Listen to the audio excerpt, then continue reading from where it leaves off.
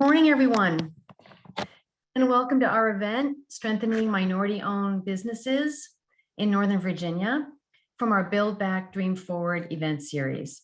I am Eileen Ellsworth, the President and CEO of the Community Foundation for Northern Virginia, and today's presentation is the culmination of a unique collaboration of 7 organizations across our region that represent philanthropy, government, and economic development. Last August, as we were witnessing the disproportionate impacts of the pandemic on communities of color, I reached out to Buddy Reiser, head of economic development in Loudoun County, to discuss what data existed to help us better understand that impact. And the answer was precious little. And that was the spark that prompted the collaboration between and among the Community Foundation for Northern Virginia, all members of the NOVA EDA Alliance, and the Northern Virginia Regional Commission that you see here today. Together, we formed a minority-owned business working group that produced the report that we are about to discuss.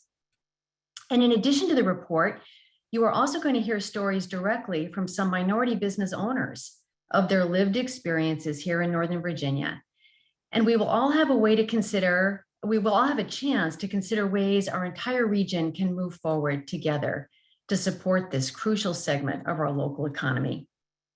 And now I am extraordinarily pleased to introduce our keynote speaker for today's program, Melissa Bradley. Melissa is a co-founder of venture-backed Ureeka, an online community where small businesses gain unprecedented access to the expertise needed to grow their businesses. Melissa is the founder of 1863 Ventures, a business development program that accelerates new majority entrepreneurs from high potential to high growth. She also serves as general partner of the 1863 Venture Fund. She is a venture partner at NextGen Ventures. She is an advisor with the New Voices Foundation and with the New Voices Fund, as well as with the Halcyon Fund. Melissa is also a member of the Goldman Sachs 1 Million Black Women Advisory Council, and is the former co-chair of the National Advisory Council for Innovation and Entrepreneurship. So it is no surprise that Melissa was named one of the most entrepreneurial women investors in 2018. Melissa, welcome. Thank you so much for having me. It is truly my pleasure to be here this morning. I want to thank everyone else for also waking up this early and getting excited, and I look forward to the presentation.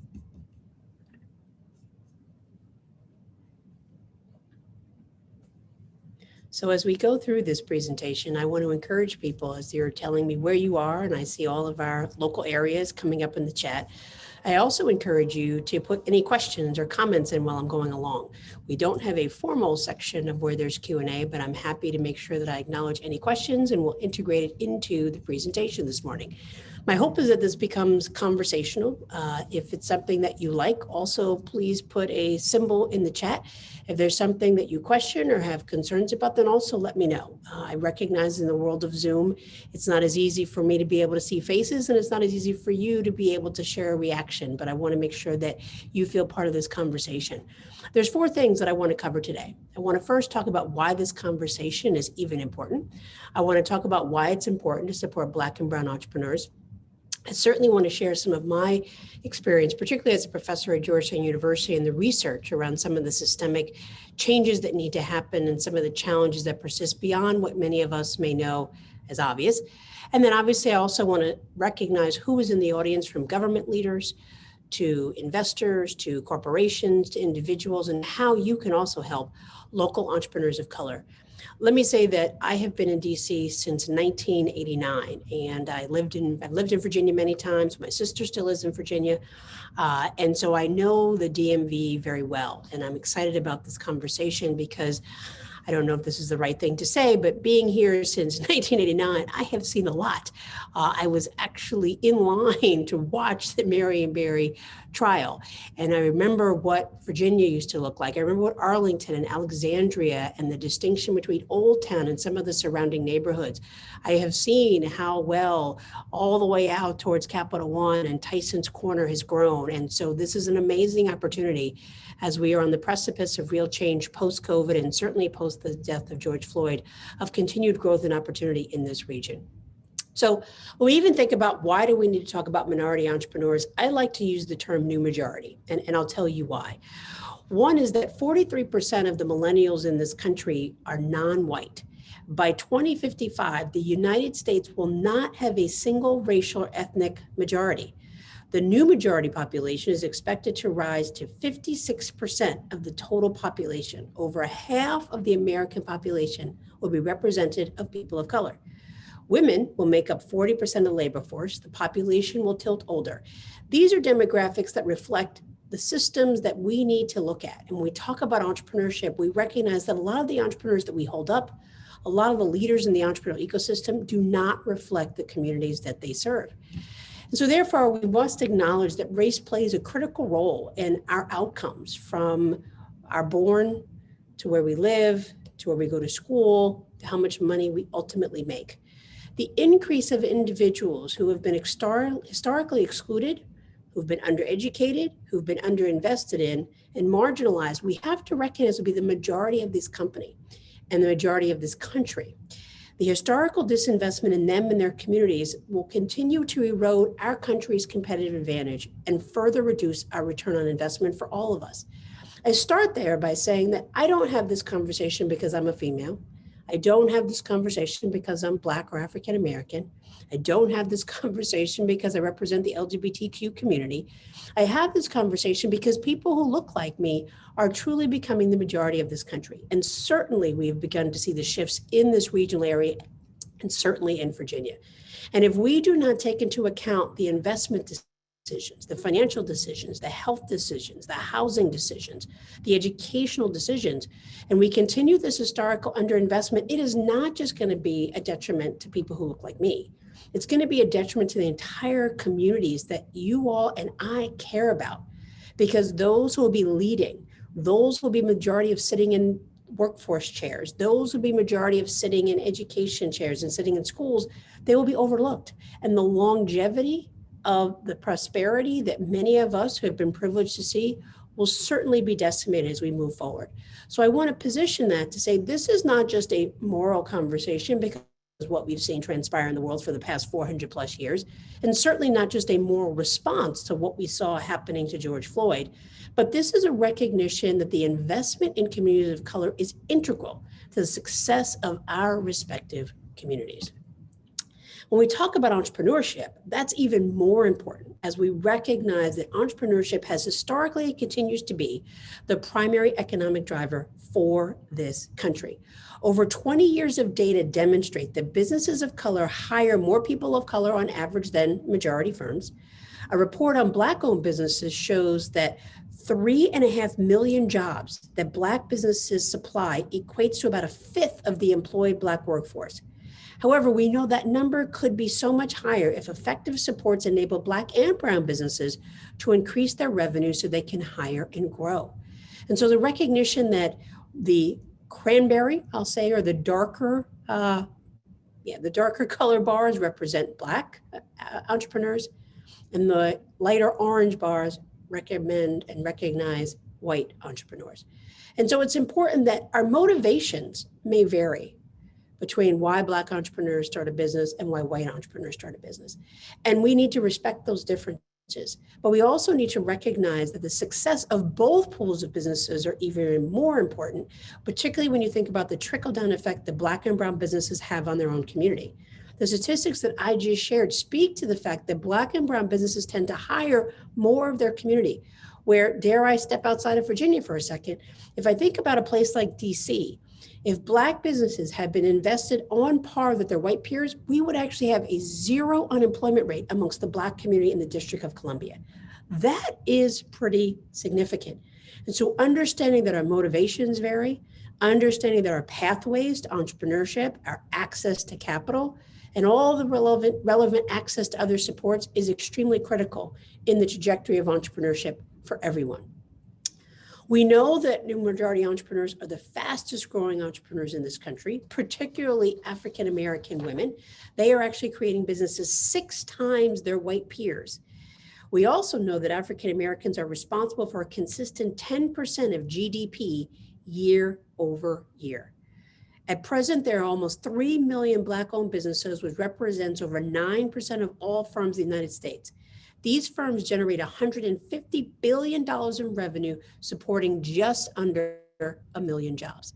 The challenge, of course, is that while we can be excited by these statistics and the impact of the growth of these businesses, we know that due to structural racism, Black, brown, and white entrepreneurs do not have the same paths.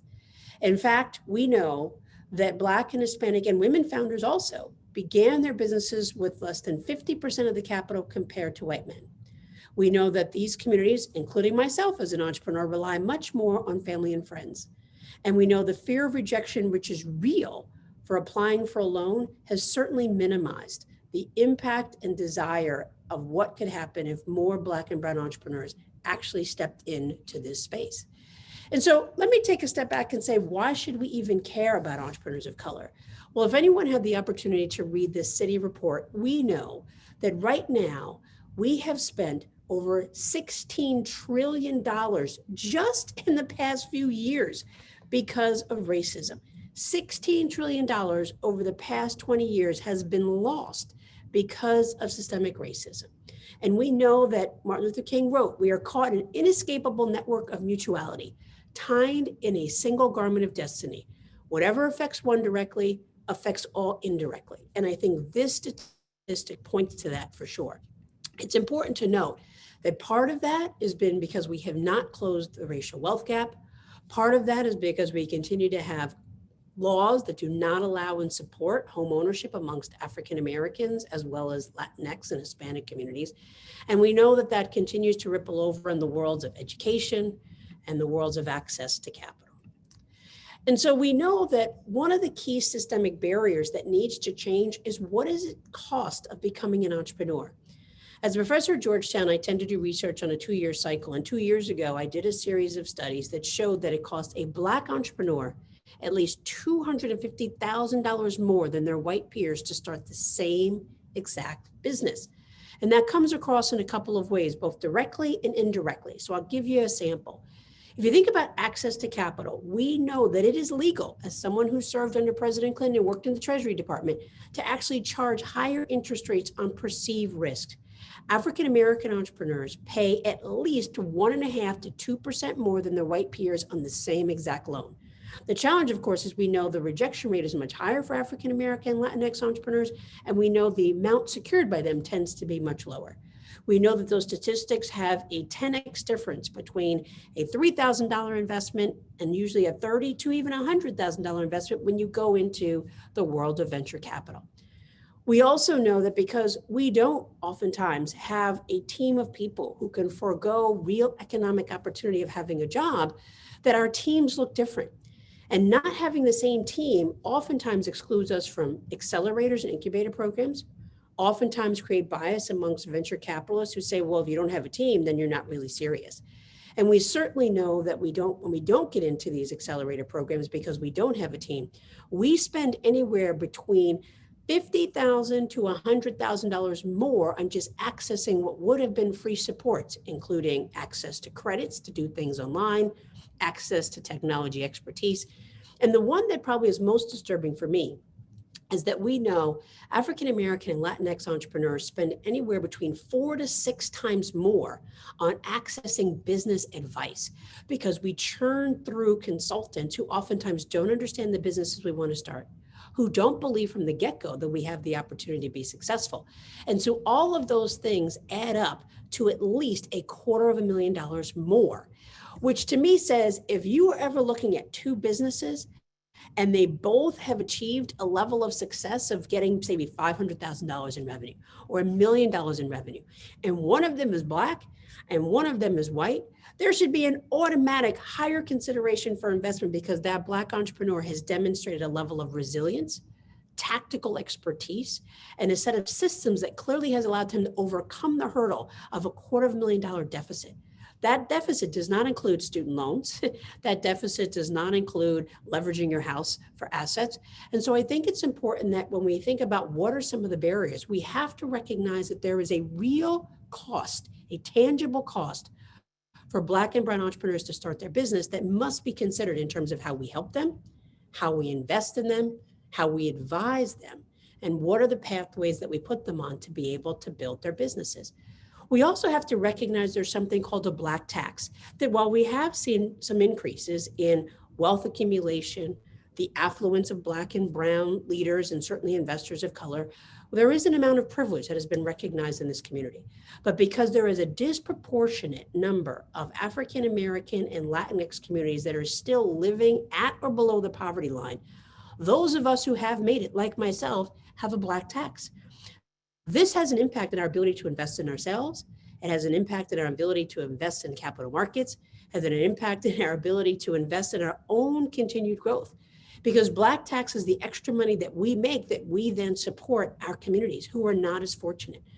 I dare say with some tongue in cheek that the Black tax is the ongoing stimulus that African Americans and Latinx entrepreneurs, corporate professionals continue to pay because we have a very different sense of community and our obligation to help ourselves. There is nothing wrong with that obligation. When you look at the disparities, there is both the formal systemic barriers and there's the informal barriers that exist in our community that we must be addressed when we begin to look at how can we help Black and brown entrepreneurs. Now, I want to make sure that we're clear that this gap in entrepreneurship between Black and brown and white folks is not just limited to the corporate sector. If people are familiar with an organization called Echoing Green run by a very good friend of mine, Cheryl Dorsey, we see that the structural barriers for leaders of color is not limited to the for-profit sector. We see it in the social sector. We see a $20 million funding gap between Black-led organizations and white-led organizations, which is pretty significant. We also know that access to capital remains a key challenge for the social sector as much as it does for the for-profit sector.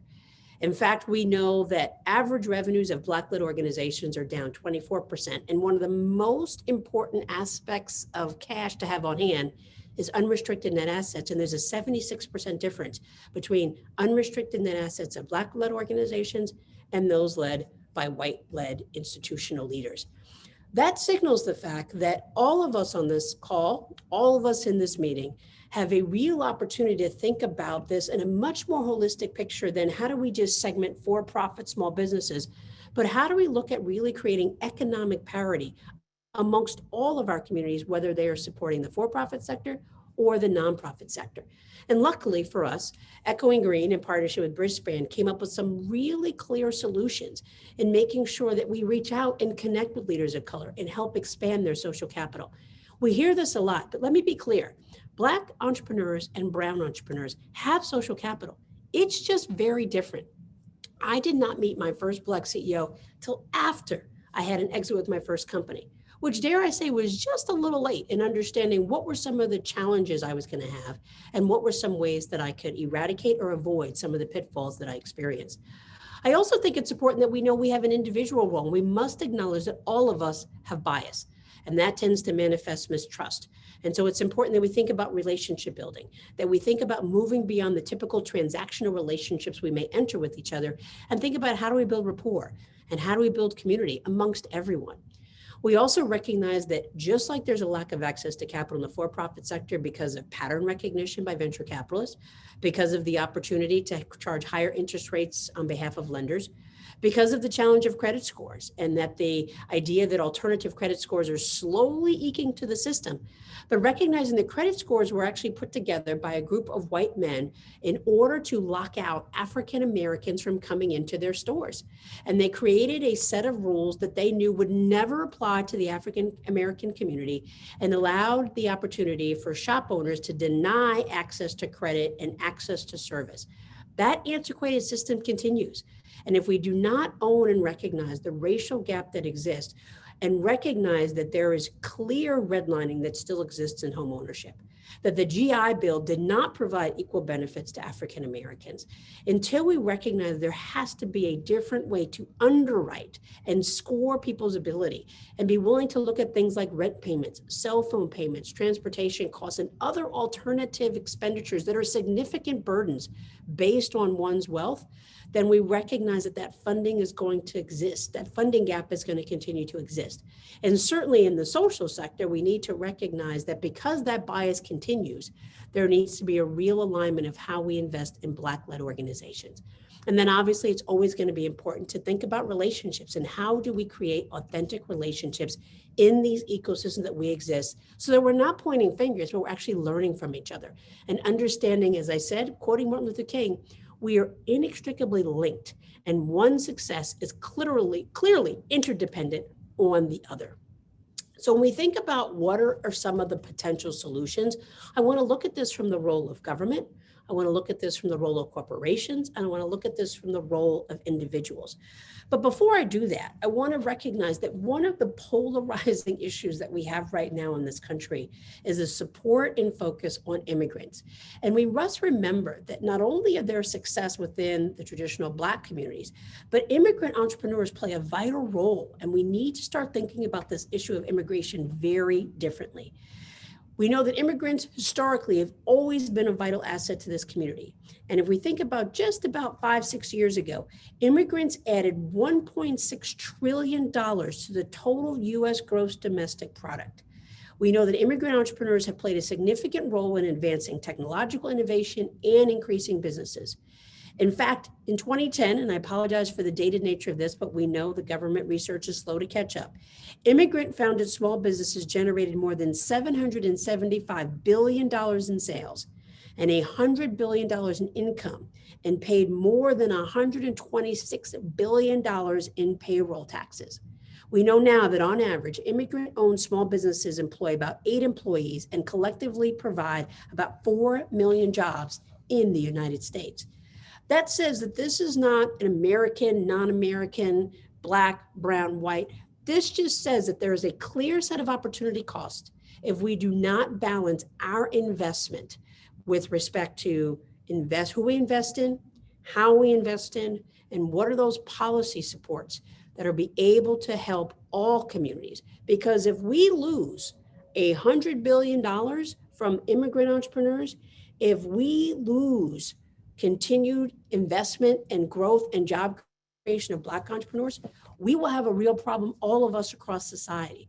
In fact, research by the AEO, Association for Enterprise Opportunity, says that America today is currently foregoing an estimated 1.1 million businesses owned by people of color because of past and present discrimination. These missing businesses could produce an estimated 9 million more jobs and boost our national income by $300 billion. Ladies and gentlemen, this is not a race issue. This is not a gender issue. This is an economic issue that all of us have to recognize is extremely important.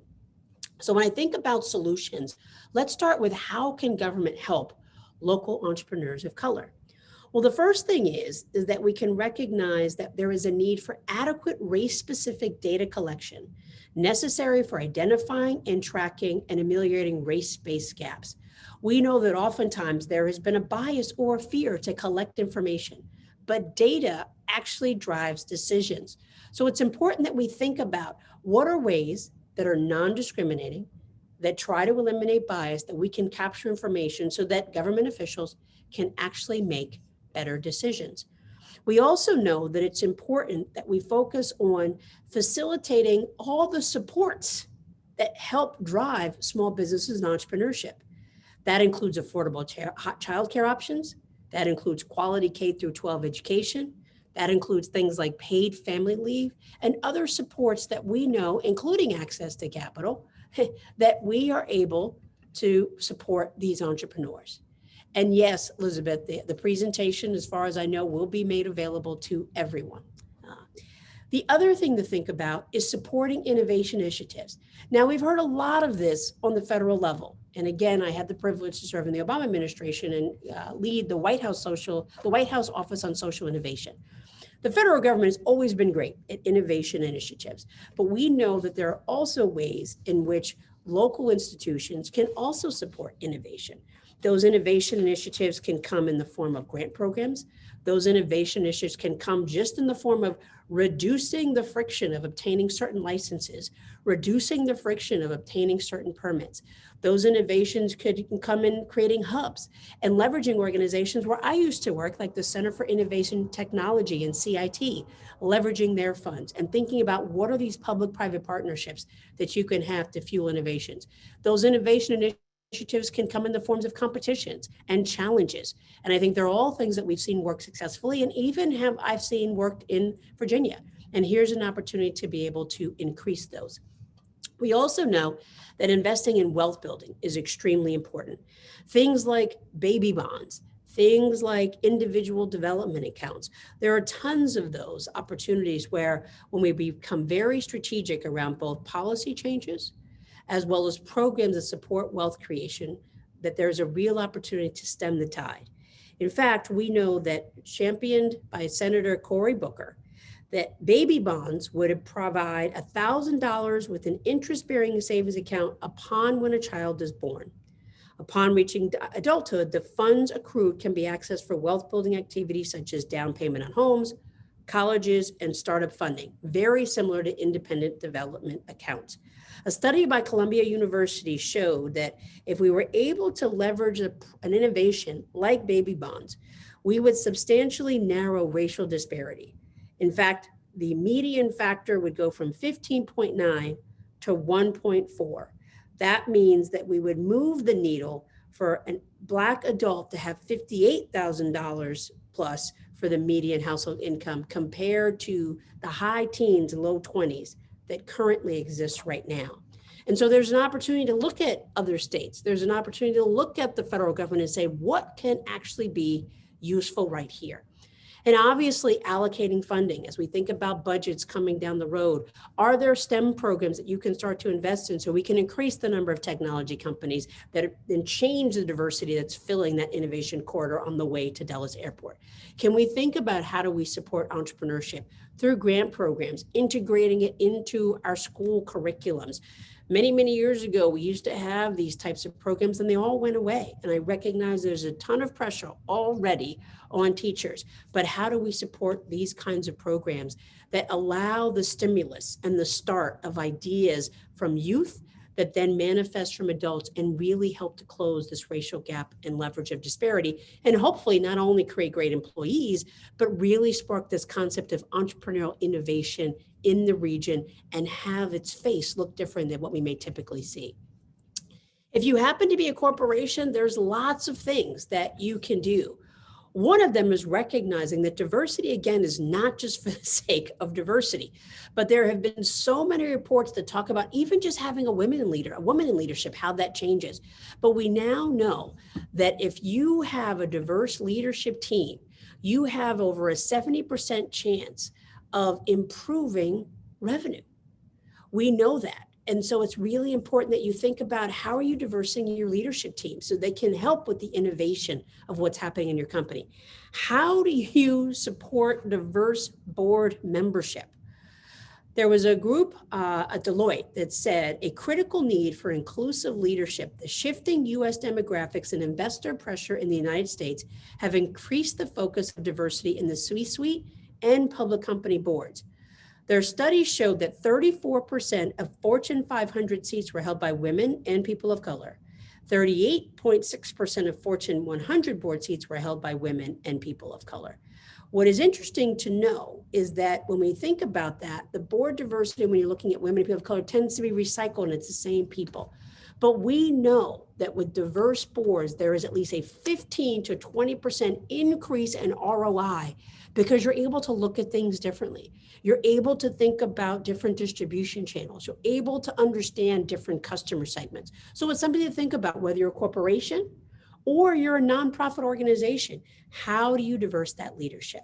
The other piece is thinking about supplier diversity. Supplier diversity is an amazing tool by which you can think about how do you support the growth of businesses. It's something that has been baked into the federal government for a long time, and we're beginning to see more and more corporations do that. And obviously, if you are a corporation, thinking about what are the pro bono supports that you can provide to be able to have access to accounting and legal services that are probably so readily available to you, but not available to them. And last but not least, how can you help as an individual? Well, you can engage in advocacy at a federal level, at a local level, in your own neighborhood, in your own company, in your own organization. You can leverage your personal voice. Please utilize your power where possible, whether that's saying, I'm stepping off a board seat and I want to make sure that it's filled by an underrepresented person, whether it is writing a check. The biggest thing is spend with your values. Post George Floyd, we saw an amazing increase in the support of Black and brown businesses, and also vote with your values and make sure that you are really helping to manifest what you believe is important, not only to you, but to the U.S. economy at large. Now, I recognize for some as I close out that this may be the first time you heard this data. This may be the last time you want to hear this data. You may feel like you're being berated with the importance of why we need to understand the path and plight and opportunity cost of not supporting Black and brown communities. Well, while I don't know this gentleman personally, I've become a huge fan of Robert Arnott. And he said, in investing, what is comfortable is rarely profitable. Let me reiterate that this is not a conversation that I do because I'm Black, because I'm a woman. I do this conversation because as a finance major, I recognize that it is important to be extremely uncomfortable and take risks to be able to generate a profit. We need to move that mindset into our corporations, to our governments, and to our communities, and recognize that the only way we're going to shift the economic paradigm of what is happening is if we are willing to become uncomfortable. Thank you very much for your time this morning. I appreciate you listening. Melissa, that was amazing. Thank you so much. You know, Black, brown, immigrant business owners have and will continue to play an absolutely huge role in Northern Virginia's economic success story. Your comments on the Black tax, on less access to capital, the need to expand social capital, the excellent data you just shared about historic structural racism, current structural racism, all of the burdens holding back our Black, brown, and immigrant entrepreneurs, and therefore our entire economy.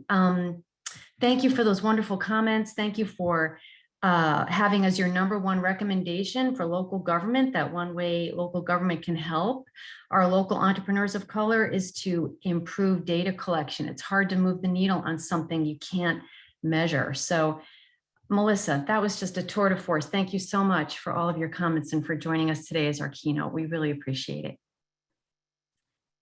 So before we hear from the data analyst who produced the report, I have the pleasure of introducing now Rhonda Barnes. Rhonda is the owner of a company called Your Third Eye, LLC.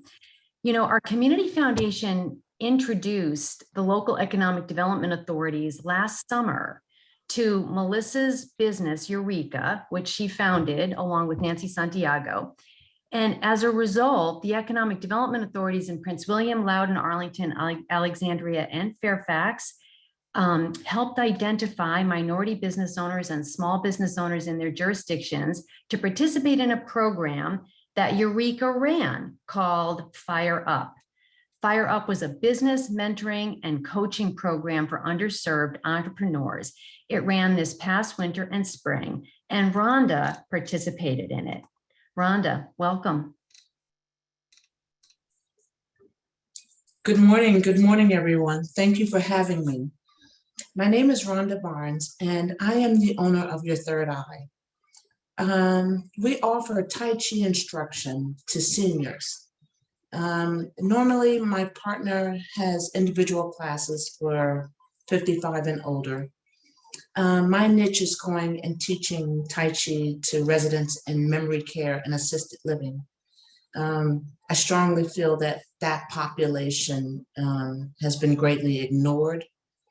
And when you are able to go in and connect, it is truly, truly, truly amazing. I'm so thankful to the Ureeka program because it opened my eyes to so much that I didn't know. And before the pandemic, I was just starting to get on a roll and have the ability to connect with so many different facilities.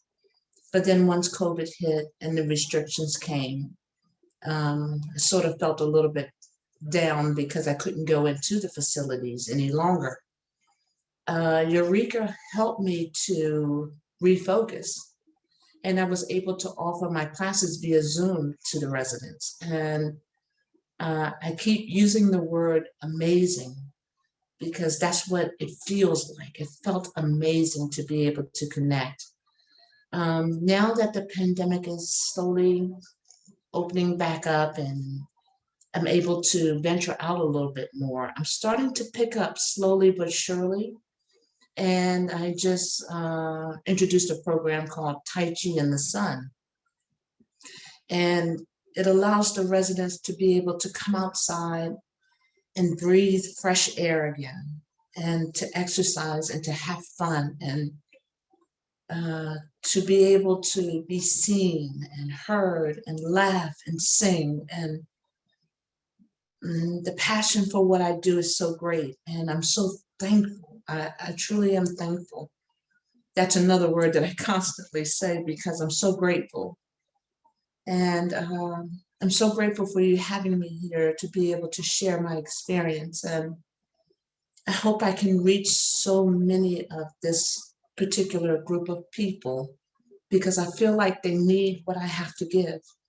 And that if it's nothing but a smile or a hug or a song, I've done what I'm supposed to do.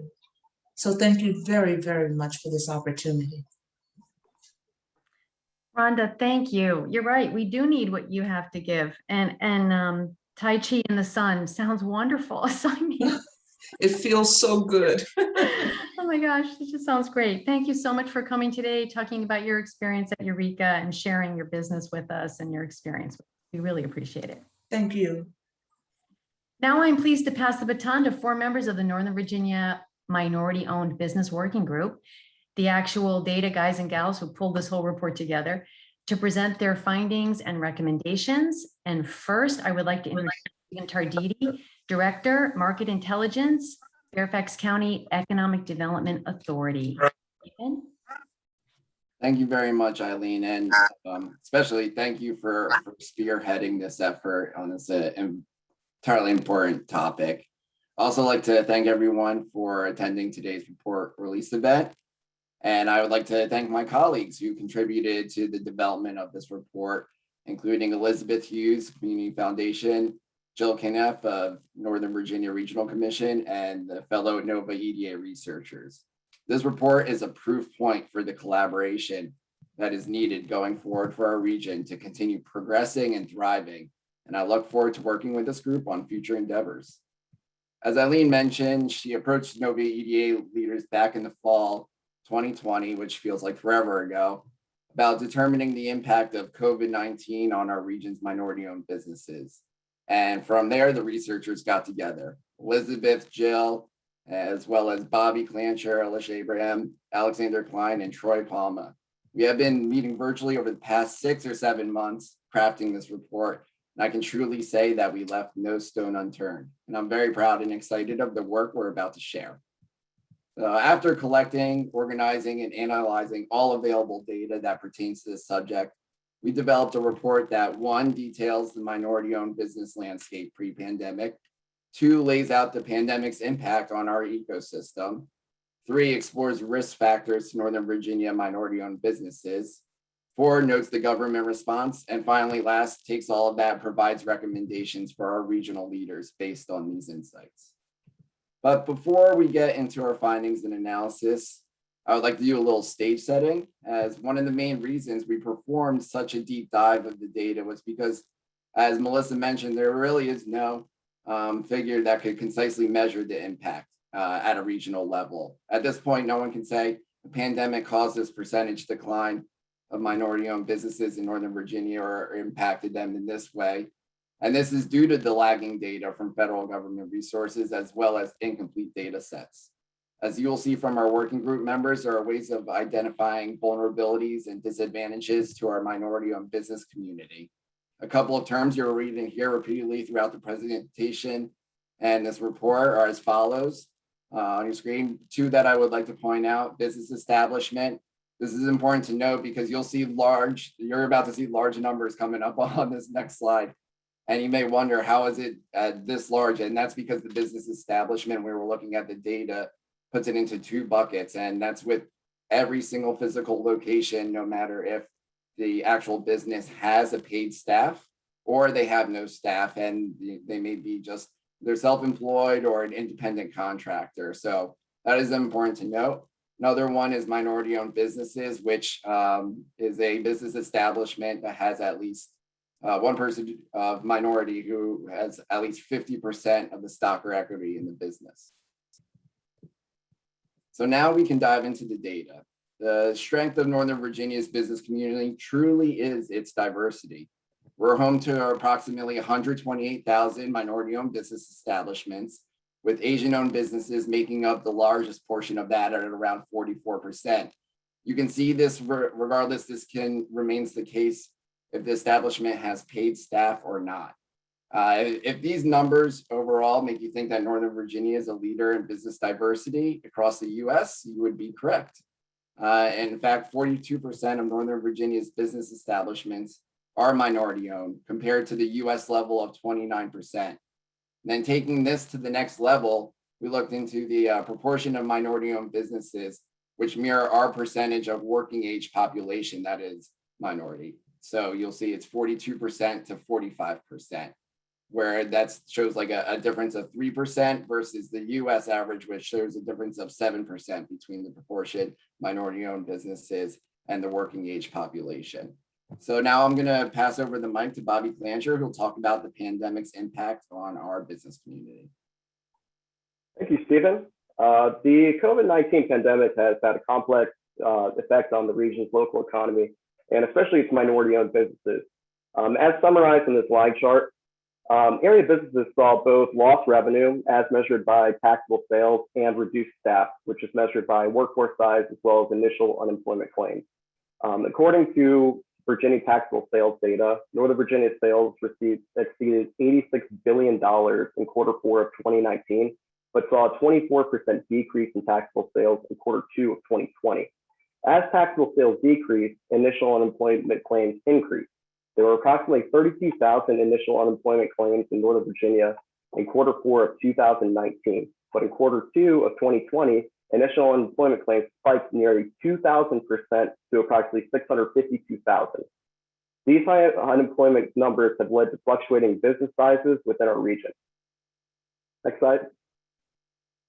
As seen in this chart, in the year following the pandemic, total number of business establishments with paid employees has remained relatively flat across the region, which is a trend that has been observed throughout the United States.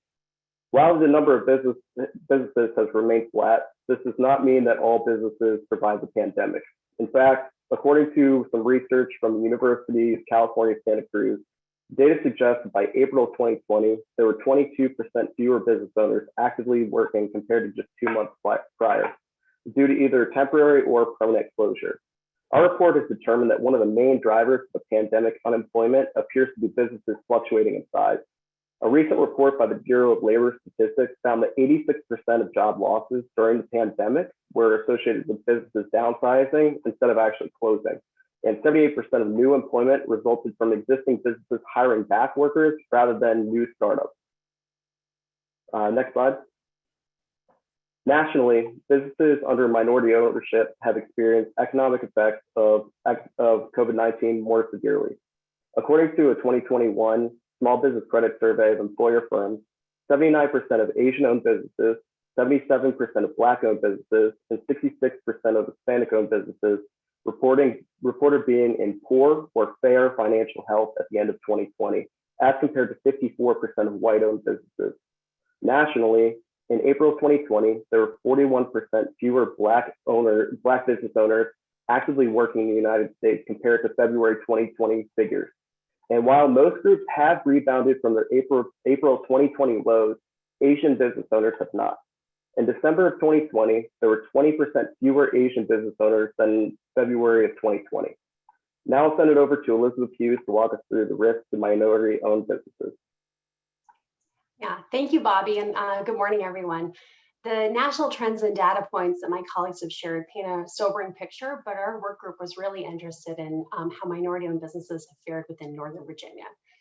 Answering the question, however, is a bit complicated. As my colleagues have mentioned, there's no single data source that can tell us definitively whether these businesses fared worse in this region over the past year than white-owned businesses. Instead, our working group looked at risk, or as Stephen mentioned, vulnerability. We conducted a detailed literature review to identify 3 factors: the size of the business, the industry in which it operates, and the owner's access to capital that have placed minority-owned businesses at increased risk of closing their doors during the pandemic. You'll see that some of these have a very strong overlap with some of the systematic barriers that Melissa mentioned too. So first we looked at size. Minority-owned businesses, both here and nationally, tend to be smaller. They employ fewer staff and they generate less annual revenue than white-owned businesses. And as you may recall from the slide that Stephen shared, they also are more likely to be self-employed or family-run. Being small in size has placed these businesses at elevated risk. As we see from the 2 graphs, small businesses across Northern Virginia's jurisdictions saw a steep decline in both the numbers that were open for business in a given week, as well as the revenue that they were able to generate. This downward trend started in the spring of 2020, but has remained precarious since.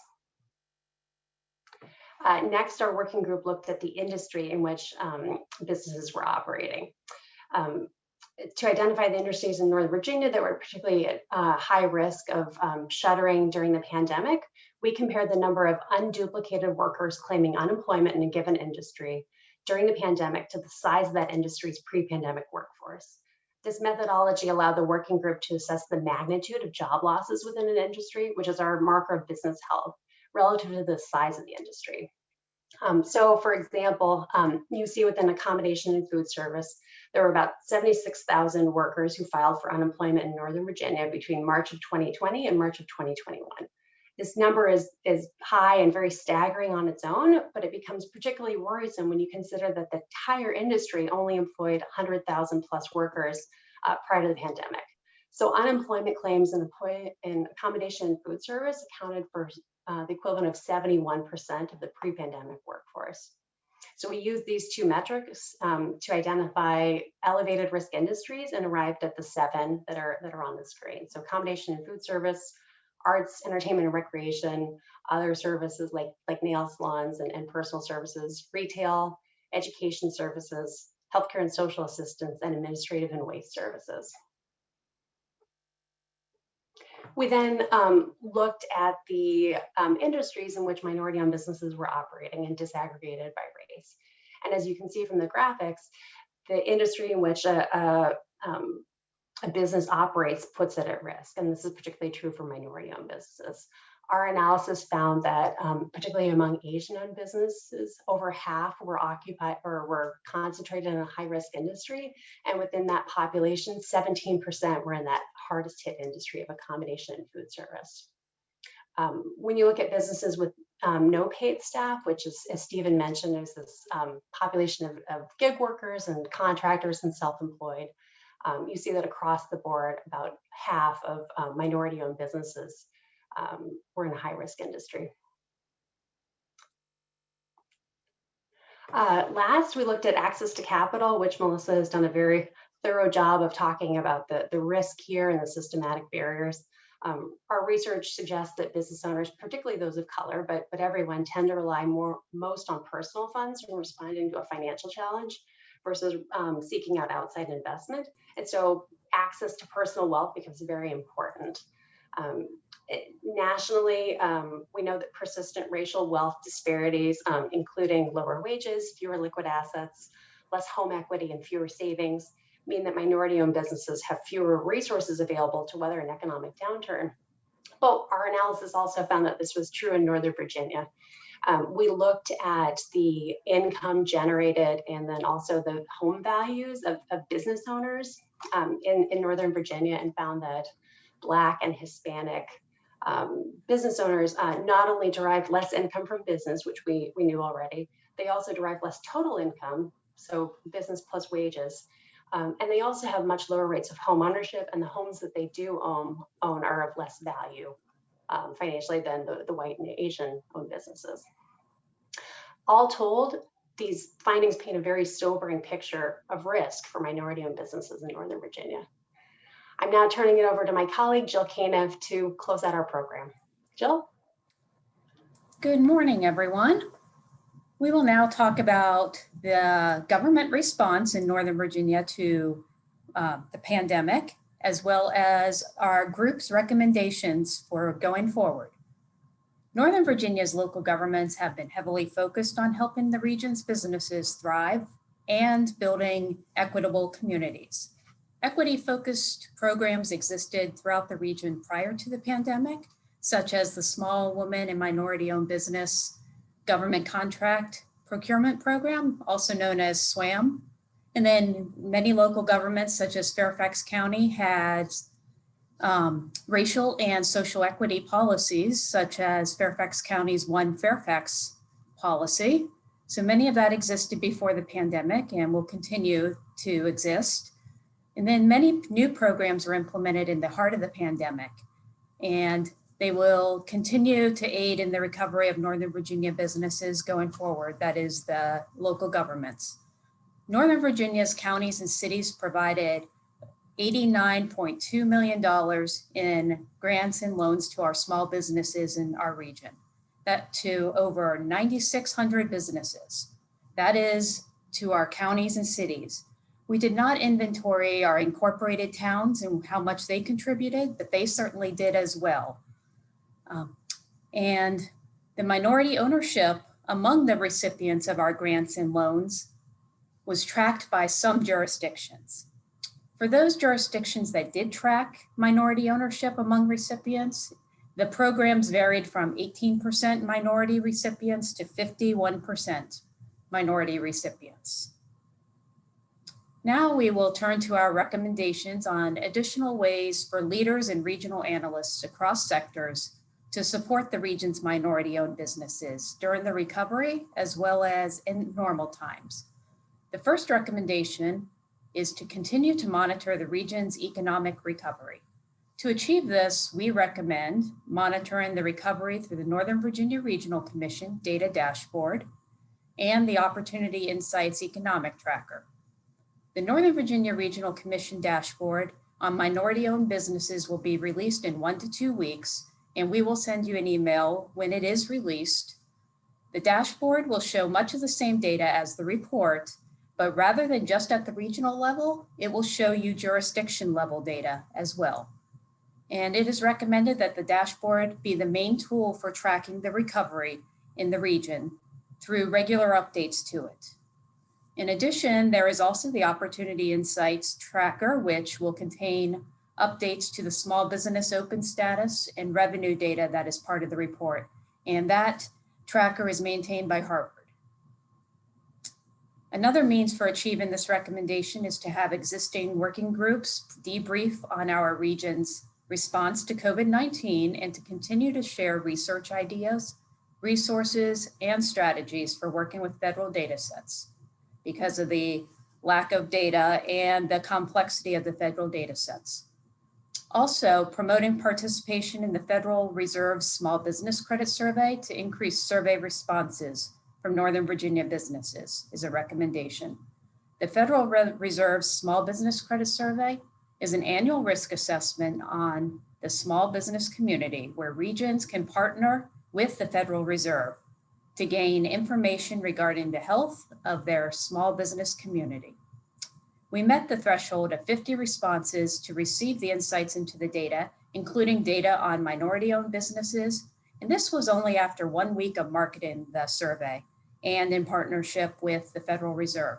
But unfortunately, the data sample was too small to apply to this report, as certain data fields were incomplete.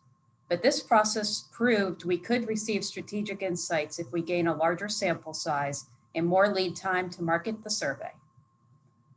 The next recommendation is to collect data regularly on Northern Virginia's economy and businesses, specifically through surveys. Local surveys would provide an understanding on specific components of the small business and minority-owned business community that are currently not well understood because current timely data on these specific topics is lacking from federal and state data sources. We recommend that leaders find a source of funding and staff that can carry out these surveys that would be very valuable for the region. Next recommendation is to continue to support small minority-owned businesses in elevated risk industries.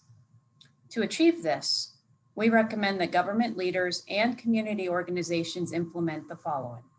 Identify ways to use funding from the American Rescue Plan Act and other sources to provide small business grants and loans, provide support and outreach to your businesses in pandemic-impacted industries, and develop tools to enhance data collection. Many regional jurisdictions are currently deciding on how to use their American Rescue Plan funds that have been allocated by the federal government. Now is the time to really make it known that you want them, the governments, to put some of their funds towards the minority businesses to help them. So certainly you can be an advocate for that for your governments. Also, target outreach and support to help businesses with access to capital, which we've discussed much as a need during this entire webinar. And then also stabilization and resiliency, rehiring workers, advertising, and networking with other business owners of color. Also, develop a business outreach strategy that uses principles from emergency disaster preparedness. As a final recommendation, we recommend that government leaders and community organizations help residents of color access and secure capital. To achieve this, we recommend establishing a small regional working group to develop strategies and creative ideas to improve capital access and address hurdles. We also recommend identifying creative ways to educate children and adults about finance, banking, wealth building resources, and strategies. And finally, work on the skills development and workforce training programs. These and other recommendations are found in the report. That concludes our discussion of the report, and we thank you for allowing us to present to you. Thank you, Stephen, Bobby, Elizabeth, and Jill, and congratulations to each of you. Congratulations to all of you. You were the heart and soul of this cross-sector, cross-regional collaboration, and I particularly appreciate the actionable nature of the data and the data analysis. It was just wonderful. So before we do our fireside chat, we have two more stories from some local business owners who also participated in Ureeka's Fire Up program. Now I have the pleasure of welcoming Jay Chandak, President of Strategy US. Jay, welcome. Hi, good morning, everyone, and thank you for this opportunity. I agree with everything that has been shared so far and about access to capital, grants, and those kind of things. In fact, when I got the opportunity of the Ureeka program, I had actually applied for a grant from the Loudoun County. Unfortunately, I didn't get the grant, but I did get the training, which was actually a much better investment in me by the county. And I thank them for that. And for Melissa and her team for building such a wonderful coaching program for business owners. I've been in business for 12 years, and my company collaborates with universities and colleges nationwide to run their entire continuing and professional education training in IT courses. Training is one industry that took a huge hit during the pandemic because people stopped investing, people didn't have the money, companies stopped investing in the training services for their employees. So it was quite difficult to begin with. We persevered, used our own capital, made sure there were no layoffs, made sure our instructors, even if they were 1099s, were being paid without teaching classes, and we survived that last 1 year. Yes, I wish there were more resources available to help people of color, Black, brown, immigrant, Asian. I'm not going to typecast anyone in a bucket, but basically anybody who is a small business owner, who is the backbone of the nation's business process, should have been helped more. I want to share something about the program that could be helpful to others who may be interested in it. When you're in a business for 12 years, I do not claim that I know everything about running a small business, because yes, against all odds, we started it and are moderately successful. But there were things that my coach, Patty, highlighted in our course, which actually resonated, some with experience, some as new things, and was a wonderful coaching. As my colleague in the class, Rhonda Barnes, mentioned earlier, she pivoted during this process, and we did the same. We moved our trainings online, but there were things that our coach mentioned to us, and some videos with Melissa and other business owners that actually helped me get the confidence to fight this business cycle during this battle. And for that, I'm so grateful to all of them. Wrapping up, I'll just say the office hours provided by the Ureeka program, our coach's ability to be a mentor and guide during personal losses, like all of us that she had during this time, was a phenomenal community service that she did. And my heart goes out to everyone, and a huge shout out to Loudoun County and Ureeka for a wonderful program. Hey, thank you so much for those comments, and congratulations on your pivot, making it through the pandemic, not laying anyone off. That's incredible. You're making me think that we really need to do a case study on this pilot program with Ureeka and figure out how to scale it. So thank you so much for participating in today's program. Thank you, Eileen. And I appreciate the opportunity to be here today. Thank you so much. Thank you. And finally, we welcome Naisha Bullock, owner of Rooted Yoga, who also participated in the Ureeka program. Naisha. Hi, my name is Nisha Bullock. I am the owner of Rooted Yoga Studio. At Rooted, we celebrate diversity, community, and practical self-care. My backstory is that I had already started practicing yoga just a little bit. I was kind of new to it when I was diagnosed with an anxiety disorder that was causing physical issues in my body. And once I got cleared and started therapy, my doctor prescribed more yoga and more meditation. And I really found peace and healing on the mat. And then I realized that the people that needed this kind of help the most, Black and brown people, people that are marginalized in the community, did not have access to safe spaces in the yoga community because they are underserved and marginalized. And if you Google any yoga image, typically what's going to come up is a super skinny, hyper flexible, very young white lady. And that's just, to me, it didn't seem like the people who really needed it most. And I wanted to share the benefit of yoga and also keep it accessible.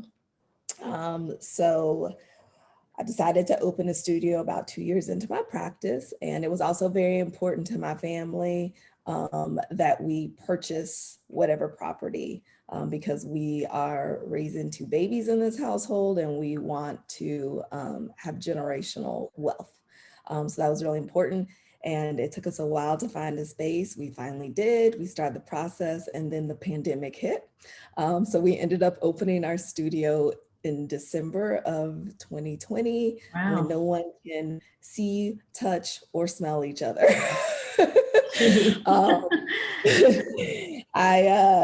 It never really occurred to me to put it on pause since we did own the space. I don't know, I just put my elbows in the air, eyes down, and decided to push through it. I had a lot of support from my husband and a very close friend that helps me with the business. And thank God I got a scholarship to attend the Ureeka program, which was really a game changer. Things that I loved about the program was that everything that I learned, I could immediately apply to my business and improve it. And the pandemic ended up being a blessing in disguise for us because I could make some really big mistakes on a very small scale and just tighten things up before, we had a bunch of attention on us. My coach, Kiana, was amazing. I really appreciated her business hours or her office hours, and I took full advantage of them. And the homework just helped me not only to grow as a business owner, but it really helped me to build confidence. Before I had a habit of really defaulting all the things that I was afraid to do. I would, let someone else do it and then feel like I had to just kind of go along with their ideas because I felt that they knew more than me. And not only did I get very up and close and personal with my own business, I became a leader for the first time, and it felt really, really good. And so I can't say enough things about the program. I am like broke Oprah, like everybody gets to hear about yoga and the Ureeka program. If I hear about anybody who's starting a business, I'm like, this is the program that you need. Wow, what a One of the testimonial. things that I was really afraid of and kept asking Q about was, okay, what happens after I finish this program? Like I was so afraid that there was just going to be nothing after that. So the fact that I still got to keep a membership and even got to level up and get a higher plan at a very lovely price, I was happy to pay it. I'm happy to share my story and really hype up the program because I think it is so needed. Wow, that was a wonderful story. And Aisha, I think you're the third one of our speakers today that mentioned that the Ureeka program gave you confidence. And I mean, that's everything. If we have confidence in what we're doing, we can do it. And without that confidence, we're just lost. So thank you so much for sharing your story. I loved your comment on safe spaces in the yoga community for Black and Brown women and men. I'm a yoga practitioner myself. I want to know where your studio is. I will definitely drop it in the chat. Yeah, do that. So thank you so much for coming today and sharing your story. We really appreciate it. Thank you guys for allowing me the opportunity to share. You guys have a good one. All right. So finally, it's my pleasure to welcome my colleagues representing the Northern Virginia Minority Business Working Group organizations to join a fireside chat that is being moderated by my colleague, Buddy Reiser, who runs economic development in Loudoun County. Buddy, welcome. Thank you, Eileen, and thank you for all you do. You're amazing, and thank you for taking a leadership role in this important topic. I also want to thank the research team who did an amazing job pulling all this together. As an economic developer, it's always been clear to me that in order to have a resilient economy, everyone has to be able to participate. But over the last 18 months, it's been evident that we need to change our approach. Just building a program is not enough. We have to be proactive, we have to be consistent, and we have to bring real value to everyone. So we need to think differently, act differently, and we have to be bold. And so I'm excited to be part of this conversation. Let's bring in a few people who are leading their communities in this effort. Joining Eileen and I are Clarice Grove, Small Business Development Manager at Prince William County, Robert Lazaro, Executive Director of the Northern Virginia Regional Commission, Tara Palacios, the Director of the Biz Launch at Arlington Economic Development, and Jerry Sanford, Vice President of Business Development at Alexandria Economic Development Partnership. A question for my economic development colleagues. Jerry, let's start with you. From your perspective, what has been the biggest challenge over the last year in supporting minority-owned businesses, and how has your organization responded?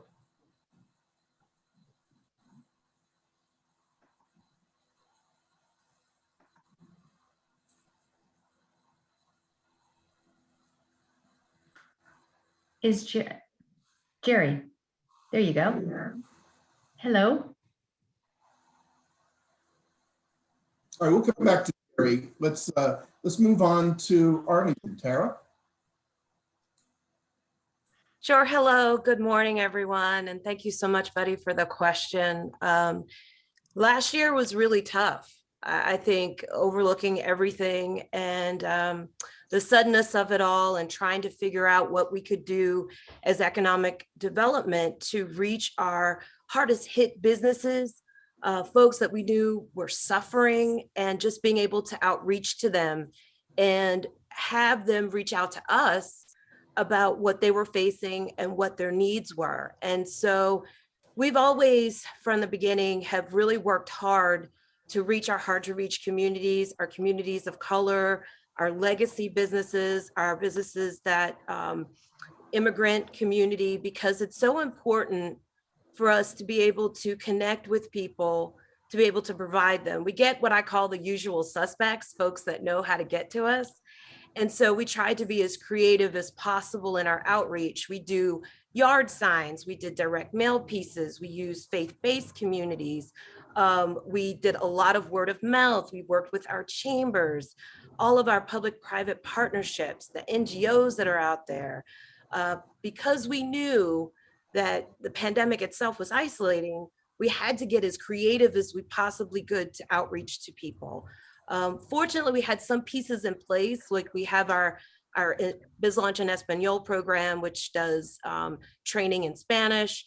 And so we had some inroads to be able to outreach to people. But I think now more than ever, and something that we had talked about last week, is working collaboratively as a community, working together. Like our clients don't see borders. So working together and as economic development agencies, as groups and organizations to do the outreach is the way to go in the future.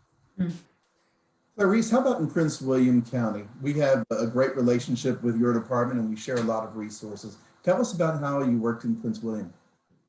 Yeah, so for us, I think the biggest challenge seemed to be time. I keep thinking about that State Farm commercial with the guy with the fishing reel, and he's like, oh, you got to be quicker than that. At first it felt like that was a big challenge for our small businesses and our business community.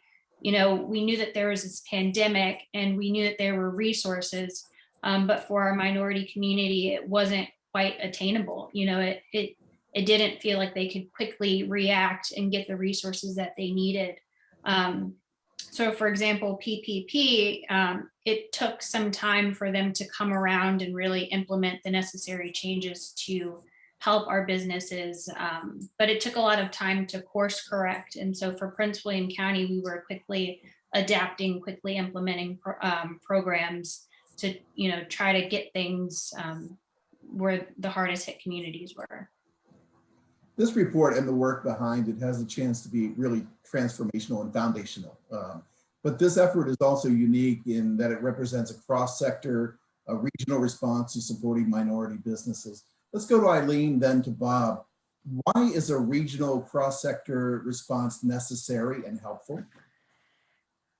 Well, I think the answer to that, Buddy, is obvious. It's because businesses don't recognize jurisdictional boundaries. I mean, they exist to make a profit. They exist to help build the wealth of the individuals who stand them up.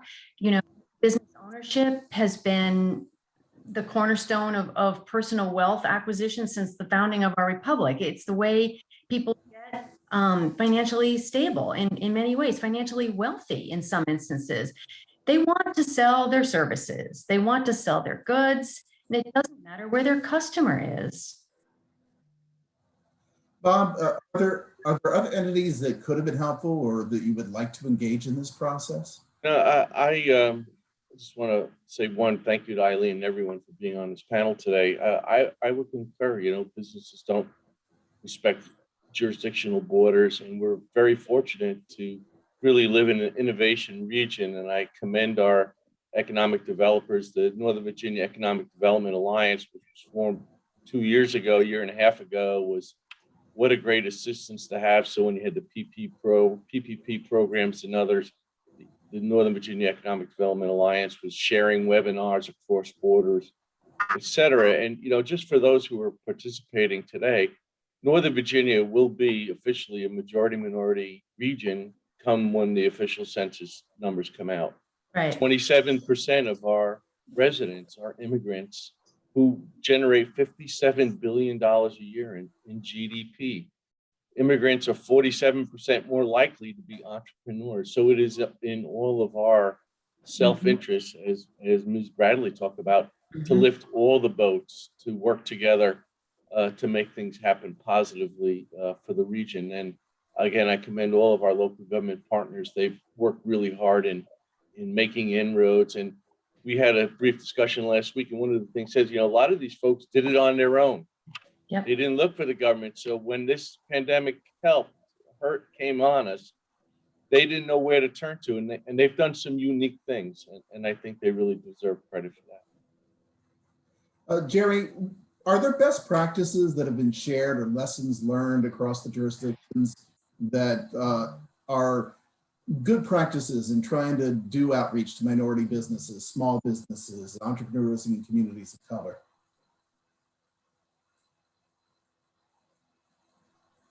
I think we just lost Jerry again. He's having some. All right, well, then I'll throw that to you, Tara. Could you repeat that one more time? I was watching Jerry so closely.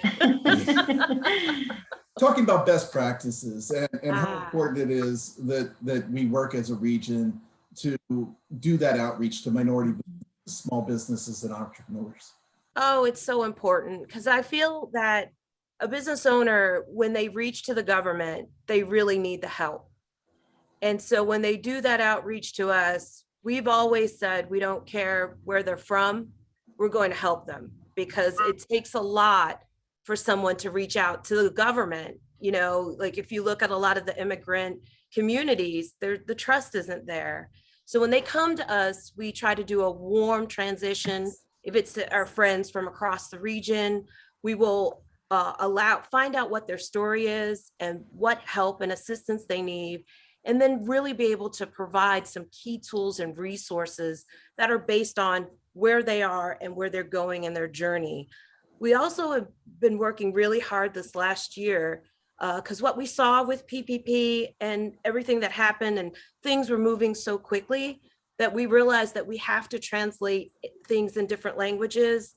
Our business owners don't understand necessarily. We found that there was a number of folks that didn't understand the difference between their doing business name and their legal name, and what documents they needed in order to access the capital.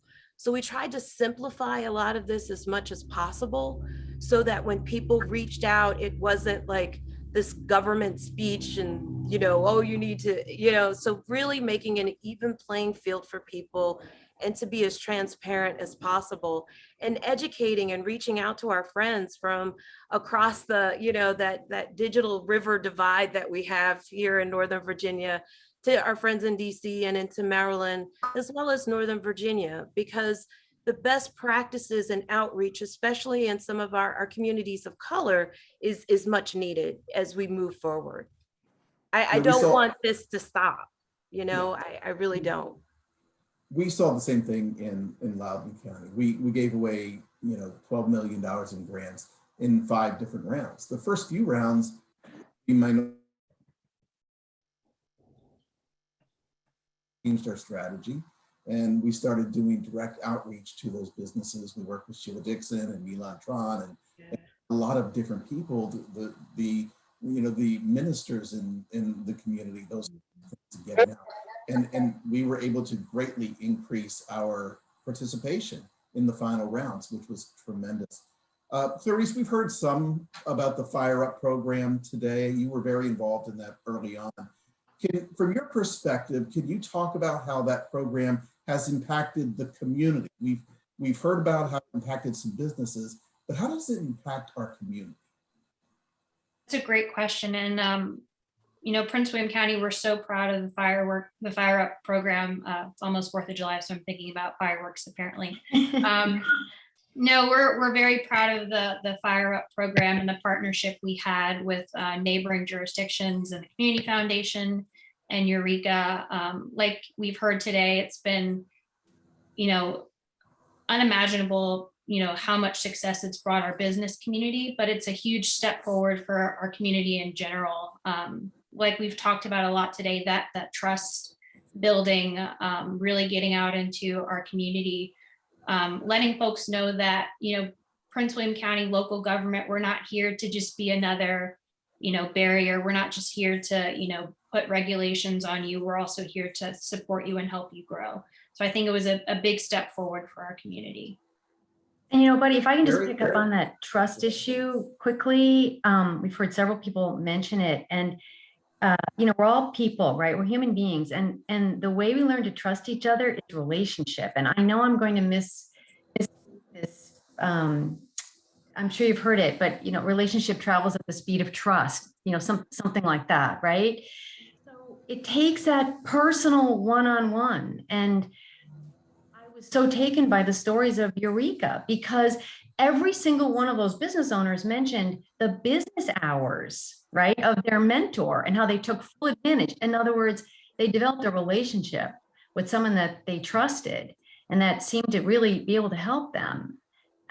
That strikes me as a best practice going forward. We got to figure out a way as a region to help continue that, because you've heard the testimonies from the individuals saying this made a huge difference. This helped me build my confidence and get through it.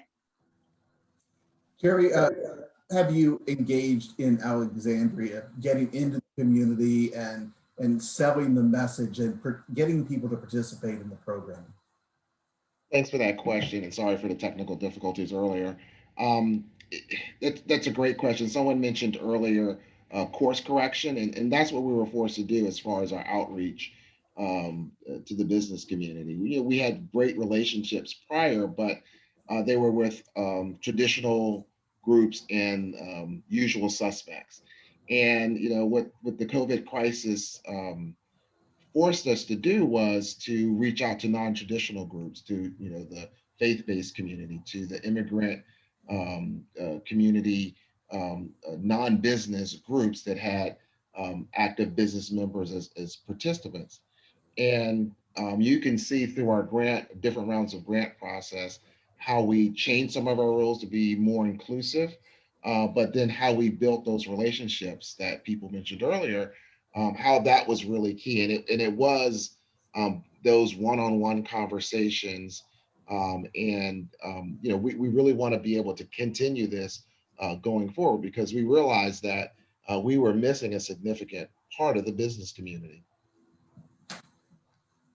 I mean, as you mentioned earlier, this working group was kind of born out of a discussion that we had, and it came from a lack of data that was available. We still, I think, struggle a little bit to have a complete picture. What kind of data do we still need, and what are the existing challenges that we have to get this data?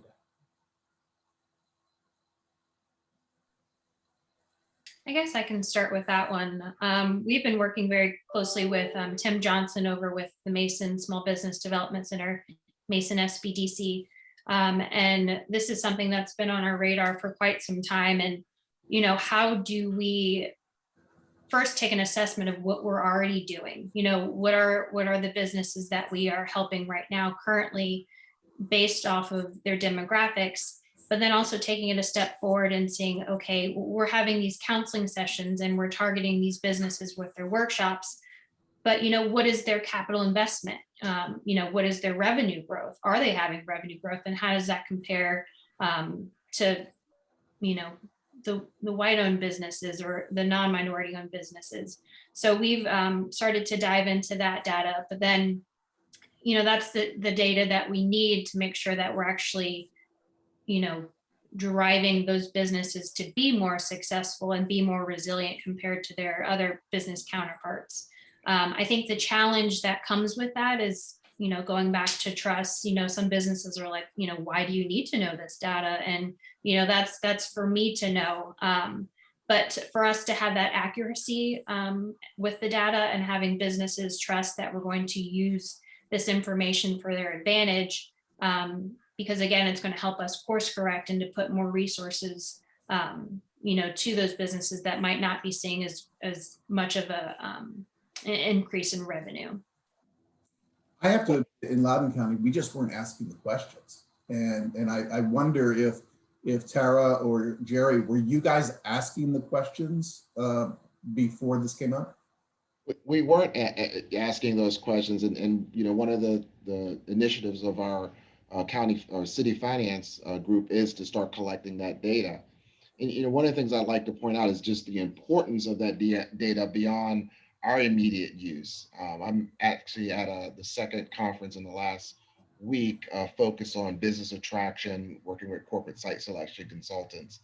And one common theme at both conferences is how important D&I in the community is in the decision-making process. this was something that was very, wasn't as important, say a year or two ago, but now major corporations, especially companies that have a public-facing element to their business, when they're making these major site selection decisions, it is a very important element to have data on diversity and inclusion in the community. Sarah, how about Arlington?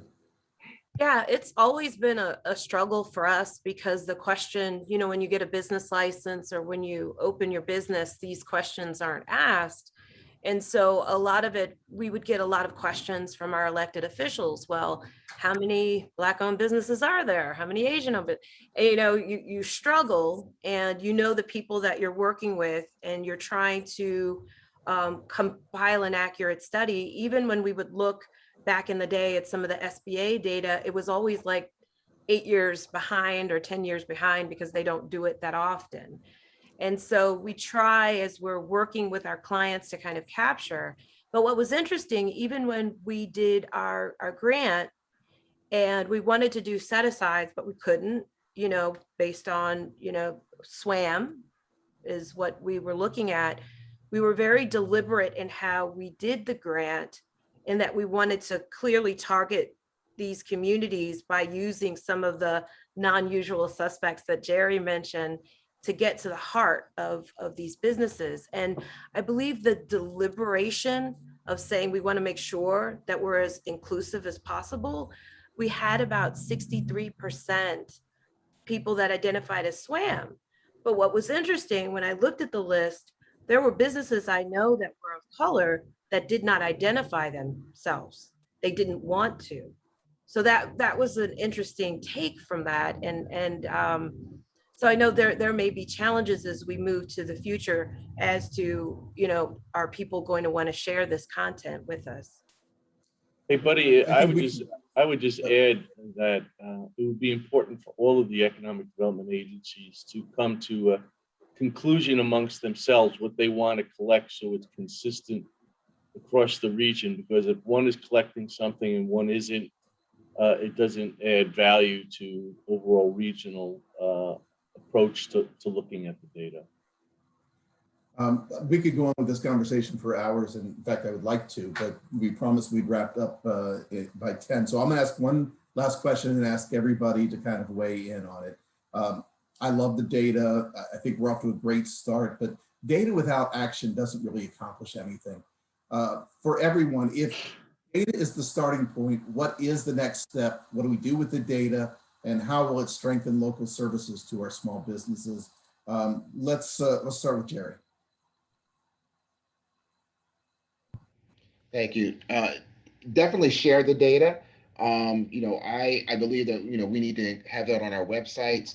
We need to have that data available for the site selection consultants that I mentioned earlier. But we also need to use it to structure our assistance programs. It's no benefit to having and tracking the data unless it changes our behaviors. Clarice? Yeah, I'd piggyback the same thing. For me, in my position, it's driving programs, using it to get the businesses where they need to go and assess, where we're lacking as far as providing support for our business community. So my main focus is, getting the fire up programs going and getting the SBTAP, the small business technical assistance programs, getting those implemented for our business community so that we're seeing that growth. Tara?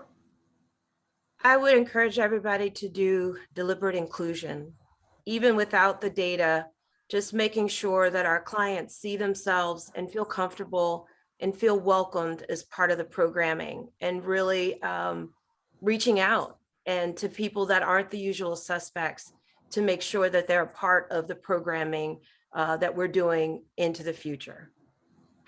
Bob? Communicate. Your localities have some great supply diversity programs. Fairfax County spent $300 million in SWAMs in 2019.